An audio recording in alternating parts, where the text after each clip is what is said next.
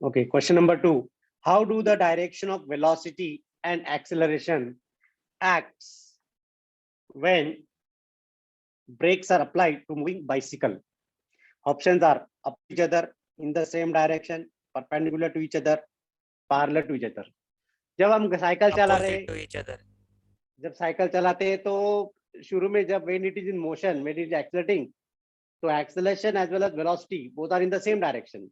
लेकिन जैसे ब्रेक लगाते ही तो डिसेलरेशन होता है, रिटार्डेशन होता है, और जब रिटार्डेशन होता है तो फ्रिक्शन की वजह से द एक्सेलरेशन का डायरेक्शन चेंज हो जाता है, लेकिन वेलोसिटी का डायरेक्शन नहीं चेंज होता है. Velocity remains in the forward direction. Okay, so option is opposite to each other. 5.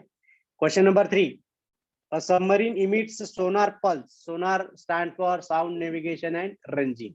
Sonar मतलब sound navigation and ranging with the device. वो क्या करता है? Sonar device is used to measure the depth of sea. या कई बार जो plane है, जो जहाज है, डूब जाता है समुद्र के अंदर, डीप सी के अंदर, तो it is very difficult to locate. तो उसको लोकेट करने के लिए सोनार इंस्ट्रूमेंट का, डिवाइस का इस्तेमाल किया जाता है.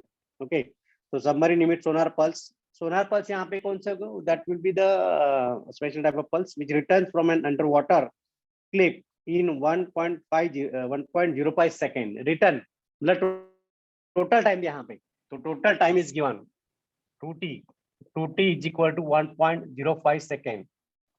तो सिंगल टाइम क्या होगा? 1.05 डिवाइड बाय 2 कितना होगा? What is the answer? If the speed of sound in salt water is 1531 metre पर सेकेंड, स्पीड दिया है 1531 मीटर पर second. What they asked to find how far away is the clip, तो distance निकालना है. तो distance equal to velocity into time divide by 2. तो यहाँ पे जो आएगा velocity 1531 multiplied by 1.05 divide by 2. तो जस्ट गेट द आंसर. कितना आएगा आंसर इसका? 803.7 मीटर.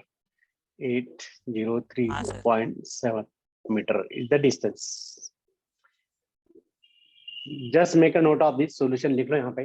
कई बार बच्चे क्या करते पता है क्या? ये दो भूल जाते और वो इतने घाई में रहते, घाई में v into t कर देते, लेकिन सर मेरे साथ वैसा ही हुआ. मेरा आंसर डबल आ गया उसका. क्या नाम है? और मैं पता है क्या, मैं जब क्वेश्चन पेपर सेट करता हूँ ना, सेट तुम्हारा इसका एनटीसी का, तो मैं 2-3 में से आंसर अलग अलग निकाल के फिर मैं ऑप्शन देता हूँ. देखा होगा आप लोगों ने. कई बार मेरे क्वेश्चन जो होते हैं ना, वो डायरेक्ट मैं मॉड्यूल में डालता हूँ, मैं खुद फ्रेम करता हूँ क्वेश्चन और डाल देता हूँ, है ना, ताकि आप लोग को थोड़ा सा अलर्ट रहे. ओके, ठीक है, कोई बात नहीं. A vehicle is moving on a straight horizontal road at a constant velocity. Velocity constant यहाँ पे which is 10 मीटर पर second, constant velocity. The engine needs to spend 4 kilojoule of energy. यहाँ पे जो एनर्जी है वो 4 kilojoule which is 4000 joule. क्योंकि kilo joule जो है वो ऐसा यूनिट नहीं है. 4000 will be the SI unit of energy per second. The force on the vehicle is, अब यहाँ पे वेलोसिटी कांस्टेंट ही काइनेटिक एनर्जी जो है आपको क्या निकालना है? The force on the vehicle is force into velocity लगाने का है ना सर इधर. Force is equal to mass into acceleration आएगा. Force is equal to mass into acceleration, right. या फिर फोर्स का और एक फॉर्मूला है, force is equal to power. Power का फॉर्मूला क्या है? Power is equal to F into we. Okay, तो F is equal to P by V. लेकिन पावर दिया नहीं, पावर निकालना पड़ेगा. Yes, it is given, power is given. Work done upon time. Okay, so P is equal to work upon time, that is energy upon time. तो यहाँ पे आएगा energy upon time into 1/v. तो 4000, क्योंकि joule पर second दिया है यहाँ पे, जो एनर्जी है that energy is given joule पर second, that is the power, divide by velocity कितनी 10. आंसर क्या है? 400 है क्या? अच्छा, किलो जूल में निकालना पड़ेगा. ओके, तो 400 न्यूटन 400 न्यूटन, तो विच इज 0.4 किलो न्यूटन। थोड़ा ट्रिकी क्वेश्चन था ये। हेलो, समझ में आया सबको? एक फॉर्मूला है, power is equal to mechanical power is equal to product of force and velocity. तो force is equal to power upon velocity.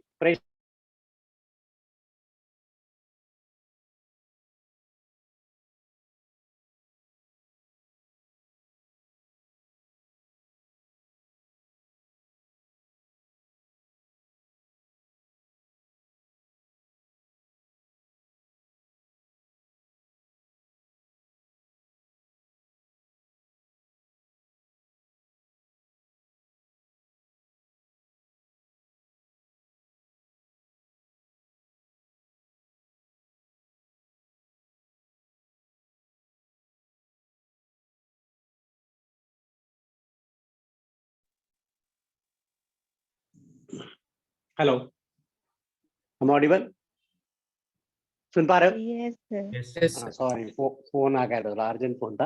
हाँ, चलो इसको नोट कर लो अच्छी तरह।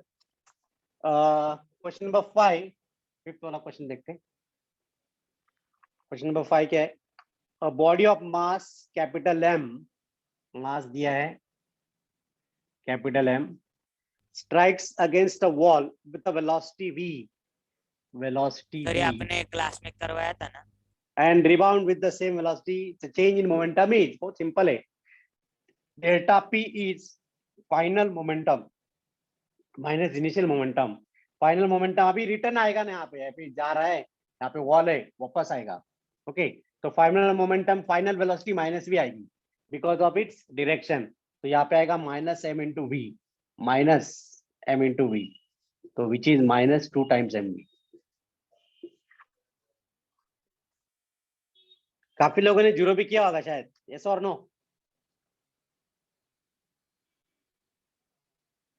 Sorry. Okay, question number 6।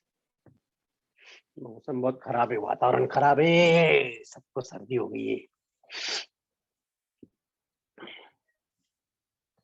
Question number 6, an engine supplies 196 joule of energy E is equal to 196 joule. If the energy is supplied to a weight of 500 gram,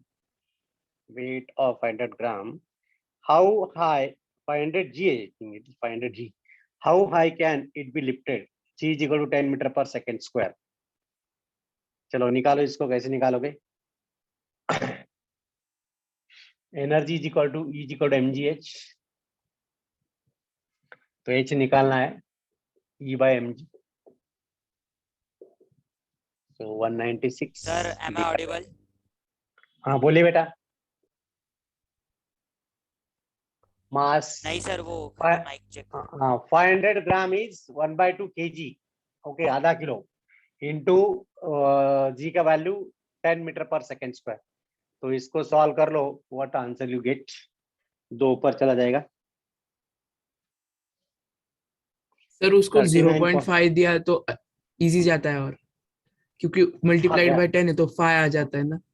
हाँ correct, 196 upon 5, तो which is equal to कितना आएगा? 39.2 metre is the height. बहुत simple था ये। मैंने देखा है एनटीसी के, मैंने पेपर देखे काफी प्रीवियस पेपर्स, तो उसमें जो लेवल 1 है तुम्हारा, एनटीसी लेवल 1, बहुत सिंपल क्वेश्चन डाले, लेकिन लेवल 2 जो है थोड़ा सा टफ है। तो मैं तो सोच रहा हूँ कि इस बार एनटीसी में 15-20 लोग तो क्रैक क्वालिफाई करने चाहिए, पहला लेवल 20, कम से कम 20-25 लोग, जहाँ तक मैंने पढ़ा है आप लोगों को, और कंसेप्ट वगैरह सब, और आप इसमें पढ़ रहे हो, जीई के भी लेक्चर्स अटेंड कर रहे हैं आप लोग IITians के, तो वो हिसाब से देखा जाए तो लेवल बहुत इजी होता है एनटीसी का। देखा क्या आपने ओल्ड पेपर सॉल्व किए क्या? हाँ हाँ सर। सर किए। सर वो सर बहुत आप जो simple पेपर डालते हैं उससे बहुत इजी आता है वो। हाँ है ना? सर, मेरे टफ रहते, मेरे आपकी क्वेश्चन लेवल टफ अलग रहते। होती है। हाँ सर, मेरे आपकी क्वेश्चन सेकंड स्टेज की तक जाती है लेवल कभी कभी। थोड़ा सा आप वो क्योंकि लेवल के हिसाब से मैं देते जाओ ना। जब मैं पेपर सेट करता हूँ ना, वो देखता है, अरे इतने 5-6 क्वेश्चन नहीं आ रहे, तो हमारे बच्चों को आ जाएंगे आराम से, आउट ऑफ मार्क्स आ जाएंगे, इसमें मतलब नहीं है यार। थोड़ा सा टफ डाले तो कैसे, थोड़ा सा मतलब और तैयारी करेंगे, बराबर ना। नहीं सर, तो ये मतलब आप भी लेवल के थोड़ी हिसाब इजी से। डालो ना सर, हाँ मतलब अब आपने अगर वो लेवल लोग तो नहीं डालेंगे सर टफ, आप इजी डाल दो फिर। नहीं, मैं टफ डालूंगा तो फिर हमारी आपको सर वो पेपर ही प्रैक्टिस हो जाएगा। गया सर फिर एनटीएससी की। सर क्योंकि ये क्वेश्चन नहीं होते सारे के सारे सर, तो फ्रस्ट्रेट हाँ हो जाते सर। हैं हम लोग। अरे और ऐसा मत सोचो ना, ऐसा क्यों सोचते हैं आप लोग, ऐसा क्यों सोचते जो हो? मतलब नहीं हो ही क्वेश्चन होने जाते चाहिए सर, वो हमसे। सोचते थोड़ी है। अरे रे रे रे रे, ठीक है ठीक है ठीक, कोई बात नहीं, ओके। शायद अभी जो FST 5 है ना, 30 कब है वो एग्जाम, कब है FST 5? संडे। इस हाँ, संडे को 23rd को है, हाँ 23rd को है, 23rd को है। वो थोड़ा थोड़ा सा इजी रहेगा शायद, ओके कोई बात नहीं। Now question number 7,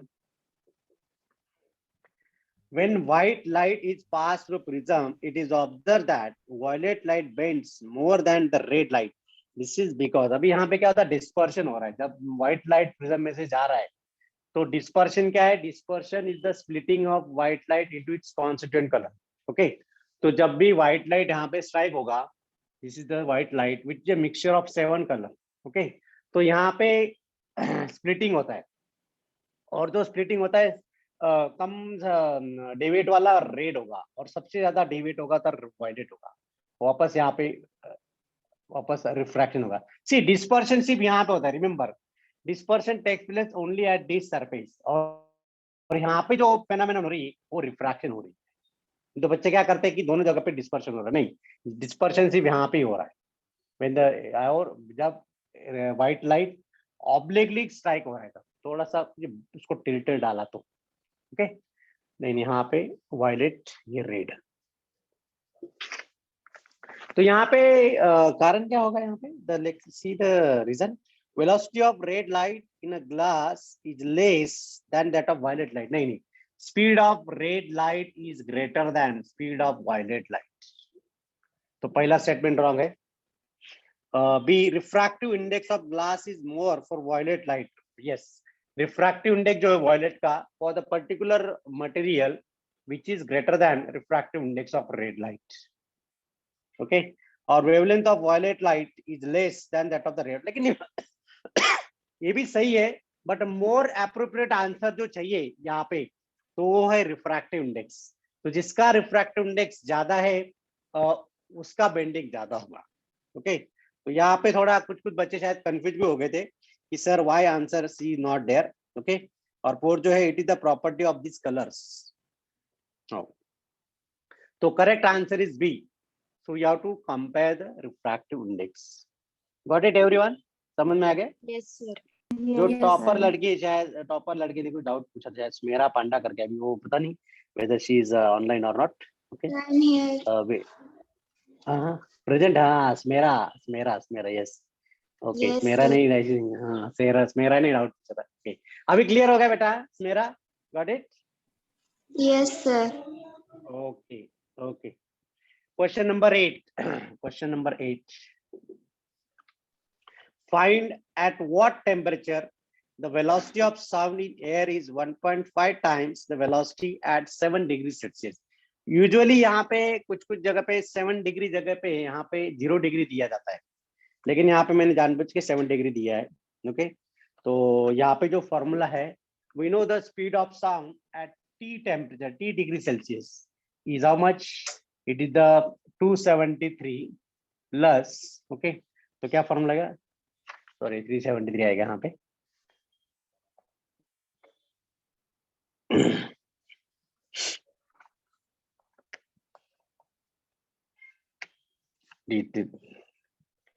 Here it will be 273. Nothing went wrong. 373 इसका डायरेक्ट फॉर्मूला है, यहाँ पे डायरेक्ट फॉर्मूला लेंगे हम लोग, BT upon B naught is equal to square root of 373 plus TC divide by 273 plus 7 degree Celsius. तो ये आ जाएगा आपका This is 373 TC divided by 280. इसको सॉल्व करो, you'll get the answer. वो दिया है लेकिन 1.5 मतलब 3/2. This ratio is given. 1.5 मतलब 3/2. So taking square on both the sides, दोनों साइड पे स्क्वायर ले लिया, तो 373 plus TC divided by 280, which is equal to 9/4. तो TC जो आएगा सॉल्व करने के बाद that will be 357.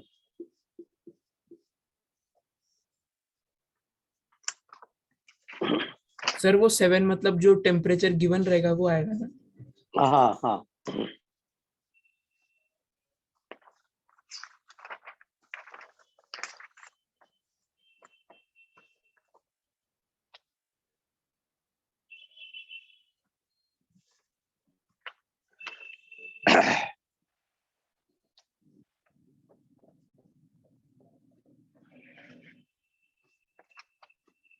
Question number 9.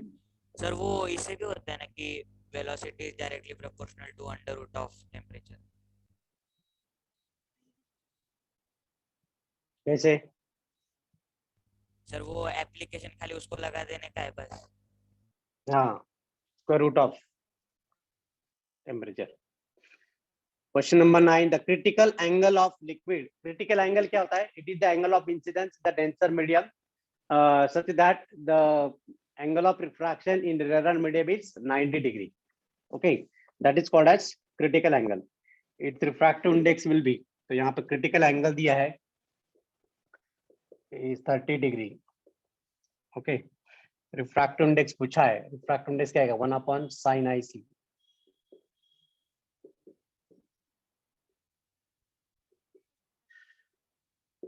बहुत सिंपल है ये तो. sin 30 कितना? 1/2. 2 है क्या answer? Yes 2.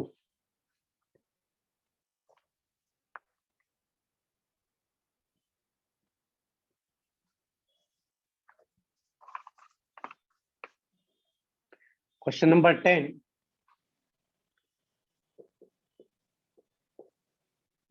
Correct order of resistivity of material is resistivity and conductivity. Okay, तो resistivity मतलब जो मटेरियल का रेजिस्टेंस ज्यादा होता है उसको हम रेजिस्टिविटी बोलेंगे. Okay. At 20 degree Celsius are. पहला ऑप्शन दिया कंडक्टर, इंसुलेटर, एलॉयड्स. तो कंडक्टर का रेजिस्टिविटी कम होता है लेकिन उससे ज्यादा इंसुलेटर का होता है, लेकिन एलॉय जो है वो इन बिटवीन रहता है. तो पहला तो जो सीक्वेंस है रॉन्ग है, हमको इंक्रीजिंग ऑर्डर में बताना है. इंक्रीजिंग ऑर्डर में एलॉयड्स मिडल में रहता है, इंसुलेटर ज्यादा, कंडक्टर कम, तो दूसरा भी नहीं है. तीसरा एलॉयज, कंडक्टर, इंसुलेटर, वो भी रॉन्ग है. फोर्थ वाला ऑप्शन जो है कंडक्टर का रेजिस्टिविटी कम है, उससे थोड़ा ज्यादा एलॉयज का है और सबसे ज्यादा इंसुलेटर का है. इंसुलेटर का रेजिस्टिविटी 10⁻12 to 10⁻14 ओम मीटर इतना होता है रेजिस्टिविटी. किसका सर? इंसुलेटर. इंसुलेटर का. इंसुलेटर मतलब plastic, would etcetera. Okay. Question number 11.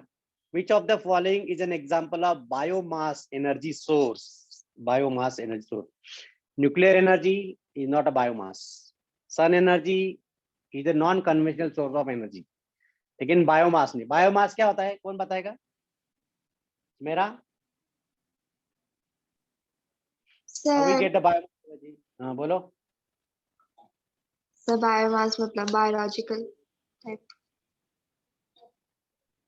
और कुछ? anybody want to answer? Want to explain this? Biologically जो ऑब्टेन हो वैसे. अरे plant and animals. The energy obtain from the क्या बोलते उसको, जो डिकेड हो जाते प्लांट्स एंड एनिमल, उससे. Okay, that is biomass. तो यहाँ पे गोबर गैस. गोबर गैस कैसे बनता है? गोबर गैस जब हम जो भी एक्सक्रीटा, एनिमल एक्सक्रीटा है, तुम्हारा काउडंग केक है, फिर प्लांट एनिमल लीव्स है, प्लांट्स के लीव्स है, तो वो जो लीव्स जब डिकेड हो जाते, पूरे ऐसे सड़ जाते गड्ढे के अंदर, उसमें जो गैस प्रोड्यूस होता है वो गोबर गैस होता है। देखा है क्या गोबर गैस प्लांट, देखा है कहीं पे? Have you seen ever before anywhere else गोबर गैस प्लांट? फील्ड विजिट को गए थे स्कूल से सर, तब भी देखा था। विलेज में mostly these plants are installed, वो बिल्ड किया जाता है विलेज में, नॉट इन अर्बन एरिया, लेकिन रूरल में होता है। जिसके घर में बहुत सारे गाय होते, भैंस होते, जो भी मतलब एनिमल होते खेती में लगने वाले, तो उनका जो भी एक्सक्रीटा है, जो भी यूरिन है, उससे जो भी गैस बनता है, उससे वो गोबर गैस बनता है। तो यहाँ पे बायोमास एनर्जी मतलब गोबर gas. Wind energy also non-conventional source of energy, but it is not a biomass. Okay, question number 12. Liquefied gases in the fuel used in the geostationary satellite launch vehicle are satellite. कौन सा होता है यहाँ पे? Liquid hydrogen, liquid oxygen, liquid nitrogen, liquid oxygen, nitrogen तो नहीं होगा, liquid hydrogen, liquid helium, helium भी नहीं होगा, liquid nitrogen, liquid helium, nitrogen तो नहीं है। तो पहला ऑप्शन रहेगा liquid hydrogen and liquid oxygen. कभी कभी जगह बचाने के लिए सॉलिड हाइड्रोजन और सॉलिड ऑक्सीजन भी यूज करते हैं, मोर एडवांस टेक्नोलॉजी जो है, जैसे रॉकेट में जो यूज होता है, रॉकेट में लॉन्चिंग ऑफ रॉकेट में, राइट, तो रॉकेट, वही रॉकेट में ही यहाँ पे कभी कभी सॉलिड हाइड्रोजन और सॉलिड ऑक्सीजन भी यूज होता है। Okay, now last question. The energy released by sun is due to fission reaction, fusion reaction, both fission and fusion reaction, chemical reaction. तो फिशन क्या होता है? फिशन मतलब ब्रेकिंग ऑफ न्यूक्लियाई। कभी भी यूरेनियम 234 और 92 क्या है? एटॉमिक नंबर, करेक्ट, और 234 का एटॉमिक मास नंबर। जब इसका ब्रेकिंग होता है तो यहाँ पे बेरियम और क्रिप्टॉन बनते दो, तो ये फिशन होगा, breaking of uranium nucleus, radioactive substance का जब ब्रेकअप होता है, ओके, तो ये fission reaction, breaking of heavy nucleus. और फ्यूजन सन के अंदर, आपको पता है how we get solar energy from the sun? कैसे मिलता है? एनीबॉडी? फ्यूजन। जयेश, फ्यूजन किसका फ्यूजन होता है सन के अंदर? Nuclear fusion. हाँ, यहाँ पे इतना टेम्परेचर होता है, almost very high temperature, 1.7 into 10⁻⁷ degree Celsius, sorry 1.7, 1.5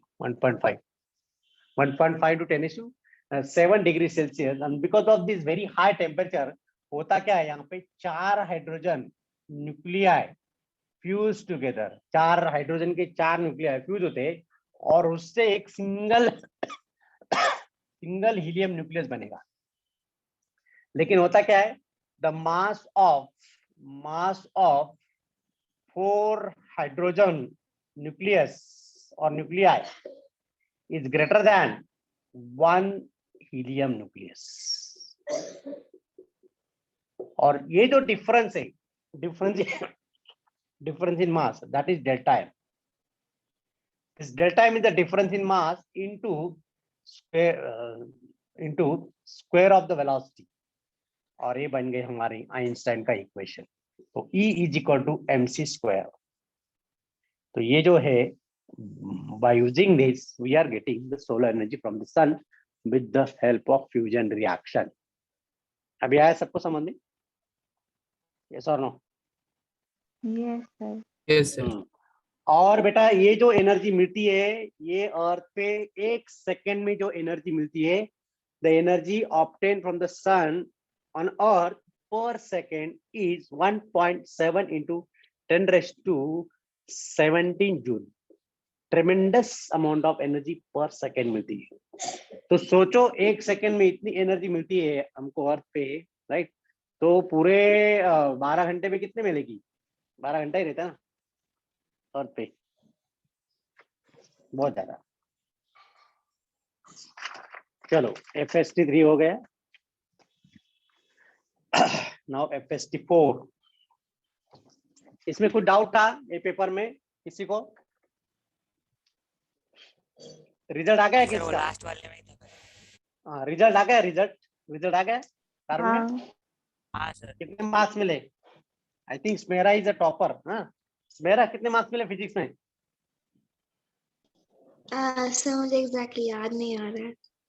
हाँ, एक आध रॉन्ग हो गया शायद ना, एक आध दो रॉन्ग हो गया, कोई बात नहीं, डजंट मैटर। अपना पेपर थोड़ा टफ ही रहता है, लेकिन बट आई एम श्योर कि you all will get very good marks in the final exam. Okay, क्योंकि काफी अच्छी तैयारी हो गई है। ओके, तो सबके सब जितने भी आज प्रेजेंट है, those are present today, I am expecting all will select for NTC level 1. Okay, fine, all the best. The ability of the eye to adjust its focal length according to the distance of the object and intensity of light falling on it is called, the first option is power of adjustment of the eye. Power of adjustment of the eye, is this correct? पहला answer no सही है? No No. Sir, नहीं power sir, of Power of accommodation। Power of accommodation. तो power of accommodation क्या होता है पता है क्या? अगर मान लो ये दूर पे ऐसा कुछ दिखाई रहा है, मेरे को पढ़ना है, तो मैं क्या करूंगा, मेरा आई क्या करेगा, आई लेंस वो फोकल लेंथ चेंज करेगा, और फोकल लेंथ चेंज करेगा so that the image will form on the retina. अगर इमेज रेटिना पे नहीं मिल रही है तो तब मुझे कुछ भी दिखाई नहीं देगा, तो तब मैं क्या करूंगा, I will use a lens, मैं लेंस पहनूंगा। Now when I am wearing a lens, तो ये लेंस क्या करता है, कॉन्वेक्स लेंस क्या करेगा, कॉन्केव लेंस क्या करेगा कि वो बराबर जो भी इमेज है उसको रेटिना पे फॉर्म करेगा। दैट इज, तो ये जो एडजस्टमेंट है, this is called as the power of accommodation of the eye. Third क्या है, power of enabling of the eye, no. Power of absorption of the eye, no. तो दोनों तीनों ऑप्शन रॉन्ग है, option B is correct. Okay, question number 2, an object of 3 centimeter is placed, 3 centimeter मतलब height दिया यहाँ पे, the height of the object is HO is 3 centimeter, 3 centimeters placed perpendicular to the principal axis of convex mirror, convex mirror, this is my convex mirror, ये convex mirror है। okay, the distance of the object from the mirror equal the radius of the curvature, radius of curvature, यहाँ पे focus, यहाँ पे 2f centre of curvature. Okay, तो ये जो radius of curvature है r, राइट, तो r डिस्टेंस, और मिरर में क्या होता है, मिरर में r is equal to twice the focal length, focal length का डबल होता है। Only this is possible in case of mirror. Remember, अगर आप लेंस ले रहे तो लेंस में ये इक्वेशन एप्लीकेबल नहीं होता है, you have to keep this, keep it in mind. Okay, तो डबल दी फोकल लेंथ पे अगर यहाँ पे ऑब्जेक्ट रखा है इतना हाइट का, 3 सेंटीमीटर हाइट वाला, ओके, और एक कॉन्केव मिरर है, तो उसकी इमेज कहाँ मिलेगी, इमेज यहीं पे नीचे मिलेगी, same at the same place, यहीं पे मिलेगी, और of the same size 3.0 centimetre. तो आई थिंक क्या ऑप्शन दिया है देखते, the distance of the object from the mirror equal the radius of curvature, the size of the image will be 3 centimetre only, same size. ये सबको समझ में आया? HI/HO से कर सकते हैं क्या? HI/HO, हाँ, यहाँ पे U is equal to B है ना, रेडियस और ऑब्जेक्ट का वो हाँ, U is equal to B है ना, U is equal to B है, राइट, तो दोनों माइनस है, राइट, और मैग्निफिकेशन जो है M is equal to HI/HO which is equal to -V/U। नहीं, मिरर को प्लस है क्या? आई थिंक यहाँ पे प्लस आएगा, एक बार चेक कर लो जरा, क्या है जरा, माइनस प्लस मिरर का सर, मैग्निफिकेशन। क्या है? डिस्टेंस नेगेटिव रहता है। हाँ हाँ? सर, ऑब्जेक्ट डिस्टेंस नेगेटिव ही आएगा। नहीं, I am not talking about object distance, I am talking sir about the negative ratio, ही है, negative magnification for concave mirror, magnification for mirror concave भी है। मिरर हाँ सर, नेगेटिव ही है। Negative है, ठीक है, ठीक है, ठीक है, तो माइनस, लेकिन दोनों सेम है यहाँ पे, V/V या U भी ले सकते हैं यहाँ पे, तो 1 आ जाएगा यहाँ पे, तो HI इज इक्वल टू 3, तो HI is equal to -3। Okay, -3 मतलब निगेटिव, इन्वर्टेड, तो इन्वर्टेड इमेज मिल रही है, तो सेम आएगा, आ गया ना आंसर? सी कारुण्य, हाँ सर। ऐसे भी कर सकते हैं, या फिर यहाँ पे लॉजिक लगाना है कि अगर यहाँ पे ऑब्जेक्ट रेडियस ऑफ कर्वेचर मतलब डबल दी फोकल लेंथ, तो you will get the same size, और मैथमेटिकली भी प्रूव हो रहा है। दोनों तीनों वे से आपको टैली करना एग्जाम में, राइट। कभी कभी बहुत सिमिलर दिया रहता है पॉइंट्स, तो तब हम लोग कंफ्यूज हो जाते हैं, तो दूसरे वे से भी उसको चेक कर लेने का।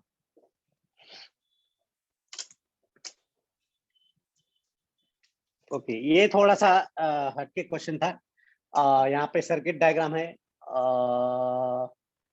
इजी था सर, वो सिर्फ हार्ड दिख रहा था। हाँ sir.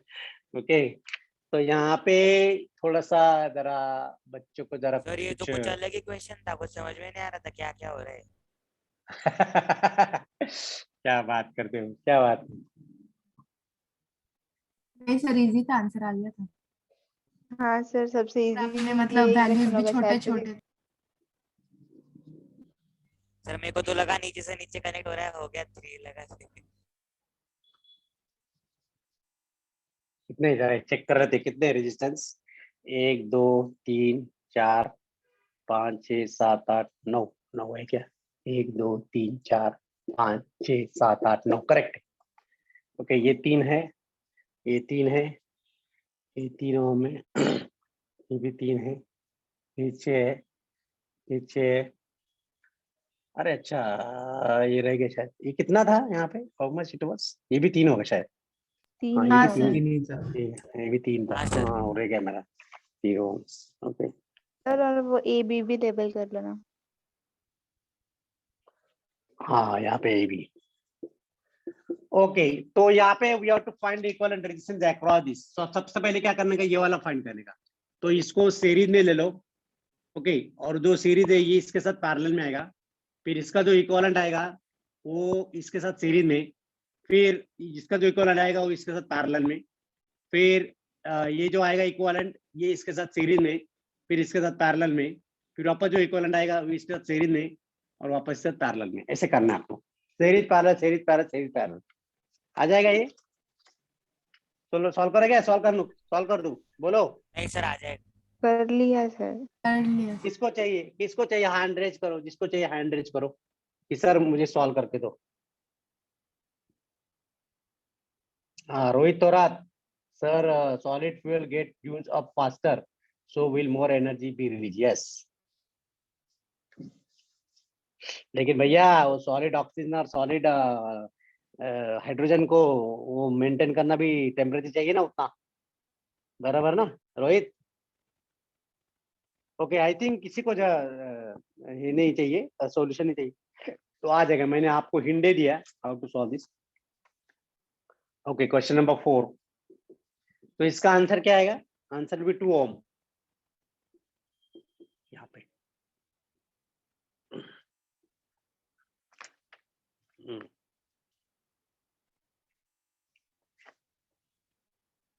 Question number 4, the maximum number of 60 watt bulbs, 60 watt bulb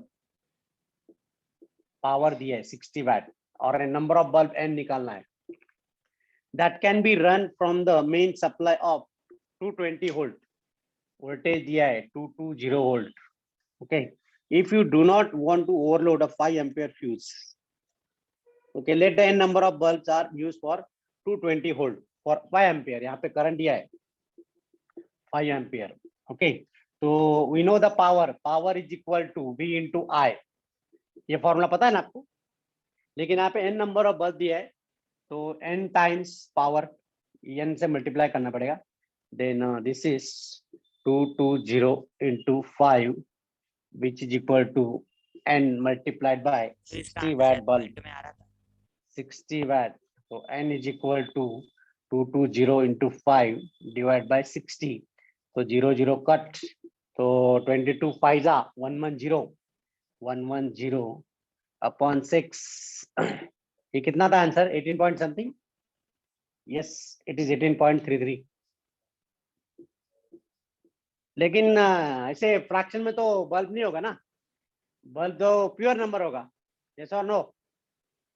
तो कितने बल्ब जला सकते हम लोग? राउंड करके 18। 18। 18, 19 नहीं, 19 नहीं, यहाँ पे 19 दिया है क्या ऑप्शन? अरे यार, मैंने 19 देना चाहिए था, सी गलत कर दिया। 19 दिया होता तो शायद किसी ने 19 भी कर दिया होता। अगली बार याद रखूंगा। I give the next number also. Sir आप ओके, ऐसे क्वेश्चन नंबर 5। 18.5 भी डाल सकते हो क्या? लेकिन नहीं 18.5 बल्ब कैसे, बल्ब थोड़ी 18.5 होते हैं। नहीं काउंट सकते। नहीं बिल्कुल नहीं, नंबर बोले तो प्योर नंबर चाहिए bulb. Question number 5, question number 5 is two steel balls of mass 1 kg and 2 kg and lead ball of 10 kgs are released together from the top of the tower 30 meter high, assuming the path to sir be in यहाँ पे vacuum. Sir, हाँ sir, उधर दिखा नहीं sir vacuum उधर किधर? हाँ क्या सर, बात कर, आपने उधर कंडीशन नहीं मेंशन क्वेश्चन में की थी ना कंडीशन कि नहीं है। वैक्यूम है। रह गया था क्या, रह गया है क्या वो? हाँ, अरे ऐसे दो सर यार, वही क्वेश्चन मैं दिखे सोचू थे सेम सेम क्यों दिख कुछ रहे ना हैं। कुछ गड़बड़ हो ही जाता है, पता सर। नहीं। और एक यहाँ क्वेश्चन पे भी इनकम्प्लीट था सर। हाँ सर, हाँ, तो मतलब लेंस वाला था, वो लास्ट क्वेश्चन था शायद। अच्छा, हाँ ठीक, हाँ देख ले। वो क्या हो जाता है, वो टाइपराइटर से आ जाता है टाइपिंग करके, और मुझे लगा सब सही पढ़ लेता हूँ मैं, और पास में ये वाला हैंड रिटन वाला पेपर रहता ही नहीं मेरे पास, ऐसा हो जाता है। अगली बार पार्लर में रखना पड़ेगा। ठीक है। Assuming the path to be in vacuum, the lead ball reaches the ground earlier, क्या लगता है? सर वैक्यूम में सब साइमल्टेनियसली। लोग एक ऑल साथ ही गिरेंगे। साइमल्टेनियसली। यहाँ पे तो सबसे पहली बात तो यहाँ पे बॉल मतलब से हेवी है। ओके, यहाँ पे कोई ऐसा फिदर विदर नहीं, कोई बर्ड का फिदर नहीं है। अगर बर्ड का फिदर होता या पेपर होता तो हम समझ सकते थे, अगर मान लो वैक्यूम ने भी लिखा है। ओके, या फिर एयर रेजिस्टेंस की वजह से वो स्लोली आ जाता है, लेकिन यहाँ पे दोनों हेवी है ना। तो फिर the 1 kg iron ball reaches the ground earlier, second भी रॉन्ग है। The correct option is all the balls reach the ground simultaneously. Yes or no? Yes sir. The option, the 2 kilogram steel ball reaches the ground earlier. No, तीनों साथ में आएंगे। अगर मैंने vacuum नहीं भी लिखा है तो भी थोड़ा सा आइडिया आ जाता है इस पे, आ हाँ जाता है नहीं? अंडरस्टूड है वो। अरे वही ठीक किया है। अगर यहाँ पे लेड बॉल के जगह पे अगर एक पेपर बॉल दिया होता, या फीडर दिया होता, या कुछ लार्ज वॉल्यूम वाला हल्का सा ऑब्जेक्ट दिया होता, या फिर ऐसा बोल सकते हैं कि 2 किलो कॉटन का गठोड़ा अगर दिया होता, तो तब थोड़ा प्रॉब्लम आ सकता है। क्या लगता है आपको? सर पर ऐसा और तब भी हम डेंसिटी पे लोग डिपेंड करेगा ग्रेविटी। ना, तो डेंसिटी जिसकी हाँ? ज्यादा है सर तब अगर भी हम वैक्यूम लोग नहीं है सर तभी ठीक है। हम लोग ग्रेविटी जीरो अज्यूम करके लिख देते थे, क्योंकि वो पेपर चेंज नहीं होता ना फिर। बराबर, लेकिन डोंट वरी, तुम्हारा जो एलटीसी का पेपर आएगा वो प्रॉपर रहेगा, क्योंकि वो काफी बार चेक हो जाता है। एक आदमी नहीं चेक करता पेपर, बहुत सारे लोग रहते हैं वहाँ पे करेक्शन के लिए, सो इससे गलतियां नहीं होंगी। ओके, जो भी टाइपिंग मिस्टेक वगैरह नहीं होगी। Question number 6, spherical mirror and thin spherical lens each of focal length minus 10 centimeter are given. The mirror and lens are likely to be, अच्छा दोनों का फोकल लेंथ माइनस 10 सेंटीमीटर है, focal length minus 10 centimetre. एक minute है, किसको पूछूं मैं? To whom I should ask? Prathamesh भाई, can you hear me? Prathamesh, सुन पा रहे हो आप? प्रथमेश, कौशिकी झा, प्रथमेश महाजन।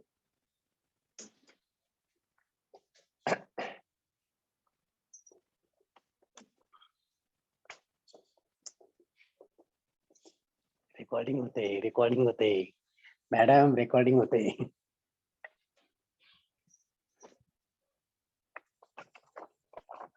Okay, so both the mirror as well as lens having a focal length negative.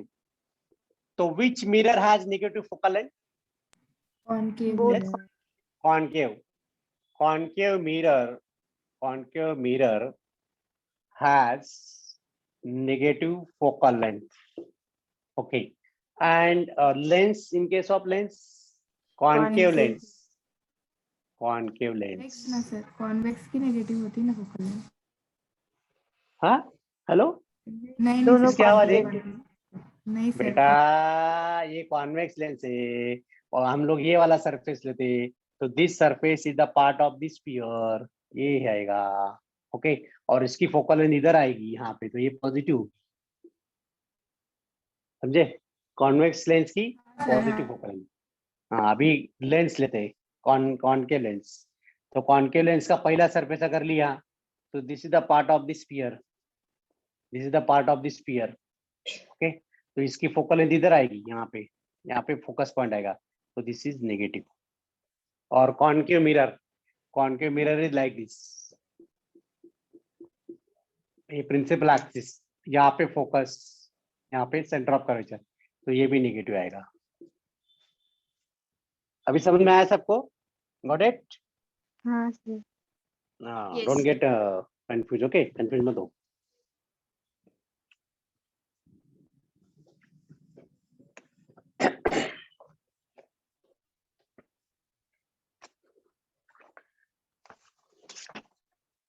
Question number 7.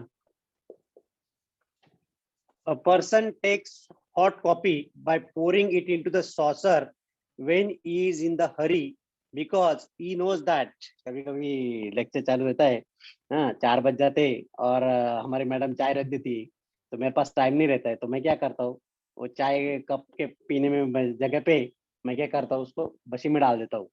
क्यों डालता होगा? देखो अभी वही आंसर दिया यहाँ पे। The latent heat of steam is high and the coffee will become cold quickly. What about the first option? Wrong. बोलिए।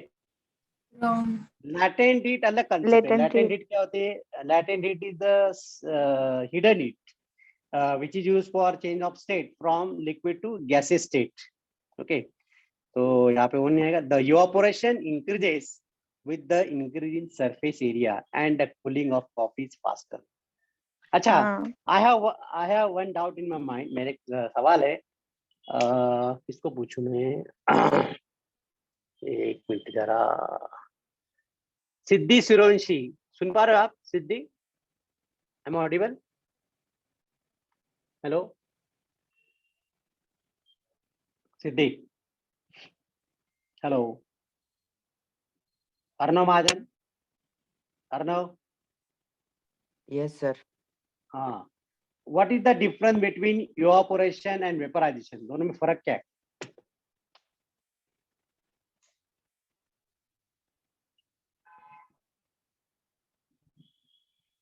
मेरा सर एवापोरेशन किसी भी टेम्परेचर में हो सकता है और वो सिर्फ Okay. सरफेस से, एंड वेपराइजेशन एक पर्टिकुलर पॉइंट ऑफ टेम्परेचर में ही होता है। बॉइलिंग पॉइंट पे एट अ पर्टिकुलर प्रेशर, बराबर? Correct. Yes. So this is the difference. तो यहाँ पे जब मैं चाय या कॉफी कप में से सॉसर में डाल रहा हूँ, तो मैं क्या कर रहा हूँ, यहाँ पे I am increasing the area. Evaporation के लिए एरिया लगता है, because the rate of evaporation depends on the area surface. कितना अगर ज्यादा सरफेस रहा तो रेट ऑफ इवापोरेशन भी more. So B option is correct. Third क्या दिया है? Part of it will be absorb by the saucer and coffee become cold quickly. No, saucer तो इंसुलेटिंग रहता है, वो एब्जॉर्ब ही नहीं कर पाएगी, right? D option, the high specific capacity of water makes the coffee cold quickly. आप चाहे कॉफी में पानी रहता है बराबर, लेकिन नहीं, फिर भी वो हाई स्पेसिफिक हीट है तो जल्दी गर्म क्यों होगी, फिर जल्दी ठंडी क्यों होगी वो, बराबर कि नहीं? वो तो गर्म ही रहनी चाहिए। What about the fourth point? Anybody want to give the explanation for the fourth point? Why fourth point is not applicable? Sir एक बार पॉइंट पढ़ दो ना। फोर्थ पॉइंट ये है कि the high specific heat of water makes the coffee cold quickly. Not possible. अगर specific heat capacity ज्यादा है पानी का, तो वो ज्यादा टाइम तक गर्म रहेगा, वो जल्दी ठंडा नहीं होगा। हाँ लेकिन सर बराबर। इधर तो मतलब सरफेस एरिया और इवापोरेशन का कनेक्शन होगा ना, कॉफी कूलिंग से नहीं बोल रहा हूँ मैं, वही अगर मान लो हाई स्पेसिफिक हीट के जगह पे लो स्पेसिफिक हीट होता, तो what could be the answer? वो भी पॉसिबल है। पता है क्यों? जो सब्सटेंस का स्पेसिफिक हीट कैपेसिटी लो है, मतलब वो जल्दी ठंडा होगा। जैसे आपने देखा होगा कि लैंड और वाटर, जमीन और पानी, तो समुद्र का पानी गर्म करने को टाइम लगता है, लेकिन जमीन का जो है, सॉइल जो है, that become cool faster than water, and that's why जो लैंड ब्रिज सी ब्रिज जो है वो उसी का नतीजा है. Are you agree with this Madhavi? Yes sir. हाँ ओके. तो डी ऑप्शन नहीं आएगा, हाई स्पेसिफिक कैपेसिटी नहीं आएगा. इसीलिए high specific capacity of water होने के वजह से it is use as a coolant in the automobile. जो कार वगैरह होता है, कार में जो कूलेंट होता है अभी तो यूज नहीं करते, पहले वो यूज करते थे. Water act as a coolant. वो क्या करता था, पानी क्या करता है कि वो पूरा इंजन जो गर्म हो जाता है उसका पूरा हीट एब्जॉर्ब कर लेता है और ज्यादा टाइम तक वो गाड़ी हम चला सकते हैं. समझे? Okay. Question number 8. The energy released when 3 gram of material is completely converted into energy during nuclear reaction is.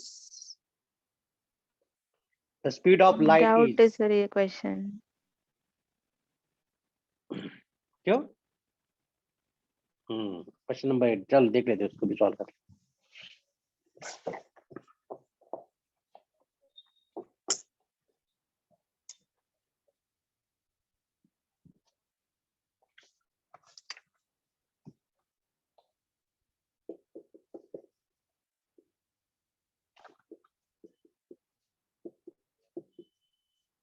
Speed of light कितना है?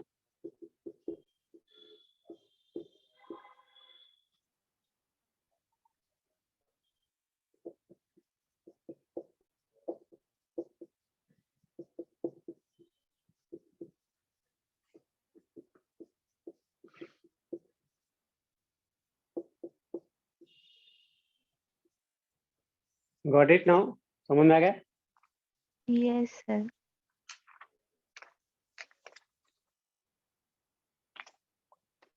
Okay, question number 9. Consider the following statement and select the correct alternative. Statement A. Statement assertive दिया होगा, ये वाला देखते हैं assertive है क्या है. The frequency of the sound wave whose wavelength is 1.5 centimeter with the speed 339 meter is 22600 hertz. Wavelength lambda is 1.5 centimeter, which is 1.5 into 10 raised to minus 2 meter. और स्पीड दिया है 339 मीटर पर सेकेंड और frequency frequency है is equal to 22600 hertz. Question B. The given sound is audible to human beings. अच्छा, statement A सही है क्या? देखो जरा चेक करो स्टेटमेंट ए. असर्शन करेक्ट है, रीजन फॉल्स है। V is equal to F lambda. Okay. F lambda, तो F is equal to V by lambda. Frequency आती के चेक करते. V velocity 339 divide by 1.5 into 10 raised to minus 2, which is 339 into 100 divide by 1.5. इसको solve करोगे तो you will get the answer 22600 hertz. ये सही है. पहला असर्शन सही है. The given sound is audible to human being. लेकिन अपना साउंड ऑडिबिलिटी क्या, रेंज क्या है? 20,000 हर्ट्ज. यस और नो? ऑडिबल हाँ रेंज सर। 20,000 तक ही हम सुन पाते हैं, उसके बियॉन्ड तो अल्ट्रासोनिक हो जाता है वो. तो दिस इज अल्ट्रासोनिक. ओके. तो स्टेटमेंट जो पहला ऑप्शन है, statement A is true, statement B is false, बाकी के सब wrong. Okay. Question number 10. Match the following. Name of the planet. Gravitation दिया है मीटर पर सेकेंड स्क्वायर. अर्थ का कितना 9.8. जुपिटर का कितना आएगा? 2.5 गुना ज्यादा है जुपिटर का, तो 25.95. सैटर्न का 11.8 और मार्स का 3.7. सर इसमें भी ऑप्शन रॉन्ग है शायद। एक मिनट. जो डी ऑप्शन दिया है ना, ए का थर्ड 9.8, बी का जुपिटर का 1 और सी का फोर्थ 11.8 सही है सैटर्न का, और डी का सेकंड 3.6 सही तो है. डी ऑप्शन है, डी ऑप्शन है.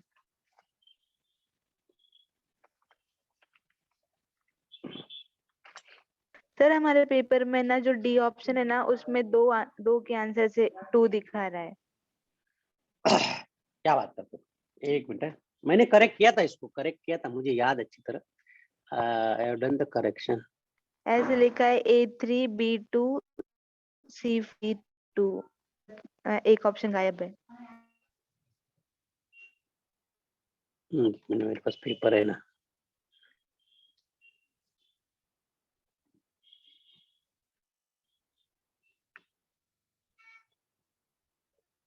ठीक है, देखता हूँ मैं लास्ट में, पहले इसे डिस्कस कर लेते। 11th question, a person fired gun standing at a distance of 55 meter from a wall. If the speed of sound is 330 meter per second, the time for an echo is heard. Excuse me sir, बोलिए। Sir तो last question में text book में नहीं दिए ना वो gravitational force सारे इसके प्लैनेट्स के, तो वो किधर से लर्न करना है? आपके पास 9th का मॉड्यूल है क्या? 9th का मॉड्यूल है क्या? 9th का मॉड्यूल नो सर सर। लेकिन नहीं। वो एनटीएससी का पोर्शन अलग होता है ना। हाँ सर। नहीं, लेकिन एनटीसी में क्वेश्चन डाले, लेकिन ऐसे क्वेश्चन डाले एनटीसी के क्वेश्चन डाले। सर वो अलग बोर्ड का होगा फिर, नहीं, ये मतलब दूसरे महाराष्ट्र स्टेट बोर्ड का। में नहीं है सर, टेक्स्ट बुक में अच्छा, नहीं है। हाँ। ठीक है, ठीक है, ठीक है। ये थोड़े दूसरे बोर्ड के लिए, मैंने शायद दूसरे बोर्ड के क्वेश्चन होंगे, दूसरे स्टेट के, है ना? बराबर, ठीक है। तो 11 का क्या आएगा फिर? Time is equal to double the distance upon velocity, तो 1/3 सेकेंड। बहुत सिंपल है वो, क्वेश्चन नंबर 12। हाँ, ये इसको कैसे करोगे आप? A convex lens of focal length 20 centimetre is cut into 2 holes, each of sir which is उसमें प्लेस्ड। हाँ, बोलो। उसमें करना क्या है वही नहीं दिया, पूरा क्वेश्चन इनकम्प्लीट है सर। क्या बात करते हो? एक मिनट, पेपर निकाल दो मेरे को जरा। ऐसे कैसे हो रहा है हमारे राज्य में? ऐसे कैसे हो रहा है? ज्यादा सवाल को पाहिजे। रेजोनेंस 2021, इसमें क्लास 10 फाउंडेशन, इसमें FST4 पेपर देखना पड़ेगा। NTC set paper FST4 set.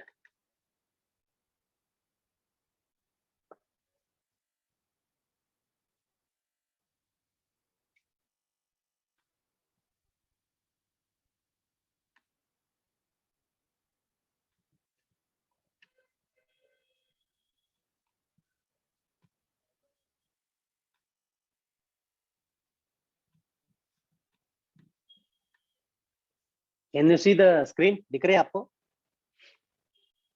हाँ sir. And all convex lens of focal length, each of which is placed 0.5 millimeter and point object placed at distance of 30 centimeter from the lens as shown in figure. And then the image is at okay. Image का था, image is at गड़बड़ हो गया ना। एक वो बहादुर ने वो मिसिंग कर दिया। कैसे? तो कौन सा पेपर? मैंने तो करेक्शन करके दिया था, फिर भी उसने कैसे रॉन्ग किया? क्या करे भी? रिजल्ट आ गया क्या आप लोग का? रिजल्ट आ गया पेपर का आदमी? No sir. ठीक है, इसको ना हाँ सर, मतलब थोड़ा हमें भी मार्क्स मिल गए। मार्क्स मिल गए इसके। वो तो सर उस पे हम्म, ही इसमें मेन तो जो डालने का था वही, द इमेज इज एट। यार क्या गड़बड़ हो रही है? वर्ड के में तो दिया भी था उसको, कैसे टाइप करने का भूल जाता है आदमी। टाइपिंग वाला गड़बड़ कर रहा है आजकल, तो बोलना पड़ेगा भाई, जरा देखा करो।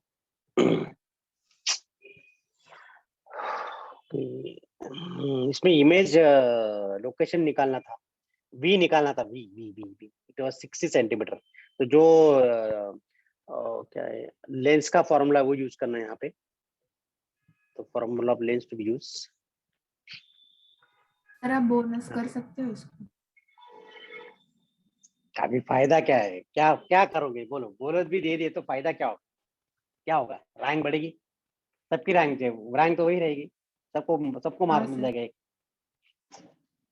ये एग्जाम में सर ज्यादा जिसका तैयार आप, हाँ इसमें आप ज्यादा तुक्का टेंशन। लग गया उसका क्या? हाँ तो उस टाइम पे आपने जब एग्जाम चल रहे थे आपने थोड़ा मैसेज डालना था ग्रुप में, मुझे सर मुझे लेकिन सर इसमें करेक्शन कुछ। नहीं होते थे ना, और हमारा टाइम भी जाता है। हम्म, मतलब वो टाइमर होता है ना 2 घंटे का, वो खत्म हो जाता है, फिर कुछ नहीं कर सकते हम लोग। ओके ओके ओके ओके, ऐसे कैसे हो गए? और कौन सा क्वेश्चन था, और एक कौन सा क्वेश्चन था जो मैंने पहले बताया था? What was that question earlier? वो मैच द पेयर वाला भी, उसमें भी ऑप्शन रॉन्ग थे। इसमें कौन सा क्वेश्चन था वो? 10th sir. 10th, जुपिटर उसका एक का ऑप्शन डी थर्ड। सर। एक मिनट एक का थर्ड। हाँ सर, उसका एक डी का होना चाहिए। नहीं मैंने करेक्शन किया था, मुझे याद है अच्छी तरह, I have done the correction. लेकिन वो बंदे ने ना वो अलग ही पेपर अपलोड कर दिया, वो ऐसा गड़बड़ हो गया। मैंने दिया था, मुझे याद है कि ये इसने होता है ऐसा, इसने हमारा एसएसटी में हर बार हो जाता है। ये मैंने यहाँ पे, मुझे याद अच्छी अच्छी तरह याद है, मैंने यहाँ पे करेक्शन करके दिया था उसको, लेकिन फिर भी उसने गड़बड़ कर दिया, पता नहीं क्यों क्यों किया। वही ऑप्शन सेम हो गया। नहीं इसमें, हाँ ऊपर भी 20 सेकंड, इधर भी 20 सेकंड हो गया, C1 यहाँ पे C4, दो दो हो गया, डी सेकंड हो गया यहाँ पे, तो यहाँ पे 1 चाहिए था एक्चुअली। ठीक है छोड़ो। अच्छा इसका क्या है? assertion ये वर्क डन बाय सही। Gravitational force in moving body path is independent. Path independent मतलब कंजर्वेटिव फोर्स, यस और no? Yes sir. Gravitational force is non conservative, no it is conservative force. तो ई ऑप्शन कौन सा आएगा हमें? Both A and R are true, R is incorrect, no no, B both A sir and मैंने R R पढ़ते true, समय conservative पढ़ दिया था। But R is not correct explanation to A. हाँ बी ऑप्शन आएगा उसका, बराबर। नहीं, सी आएगा। ई आएगा sir. Sorry, A is true but R is false. हाँ आर फॉल्स। अच्छा हाँ, gravitational force is conservative force और यहाँ पे नॉन कंजर्वेटिव लिखा है, नॉन कंजर्वेटिव। तो हाँ तो सी ऑप्शन आना चाहिए, option is C, option C बराबर। आई थिंक तुम्हारा ये लास्ट एग्जाम होगा अभी जो होगा ना 23 तारीख को, वो लास्ट एग्जाम है, फिर खत्म। क्यों क्या सर? बोलते हो? क्यों सर? तो तो 5 इतने ही दिन क्या करेंगे? शेड्यूल में 5 ही है ना, 5 ही एग्जाम सर है पर अब एनटीएससी का। डेट तो बाद में है ना, तो फिर प्रैक्टिस कैसे होगी बाद में?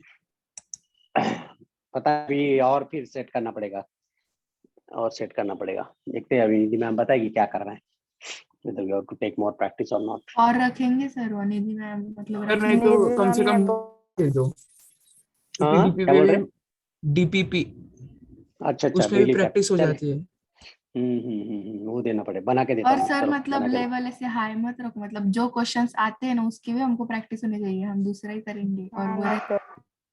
ठीक है ठीक है ठीक है, नहीं अभी सिंपल रखूंगा, अभी ज्यादा वो मैं थोड़ा सा लेवल मैंने तब किया था ताकि आप लोगों को प्रैक्टिस हो जाए, इसलिए और कुछ नहीं। ठीक बहुत चलेगा सर सिंपल चलो। और मत रखो, 9th के मतलब कौन सर से जैसे चैप्टर आता करना है है? वैसे रखो। 9th के लॉज ऑफ मोशन है, मोशन है, ग्रेविटेशन है। एक मिनट जरा मैं 9th का बुक देखता हूँ, लेट मी सी। 9th का बुक सर का वो है मेरे पास। काइनेमेटिक्स भी आएंगे ना? हाँ।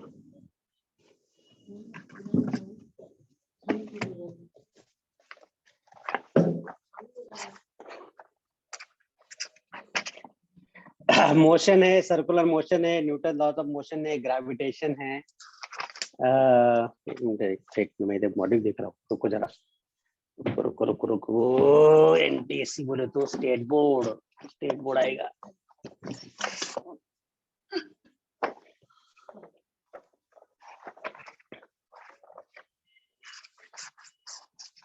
हाँ नोट डाउन कर लो, laws of motion, work and energy, current electricity,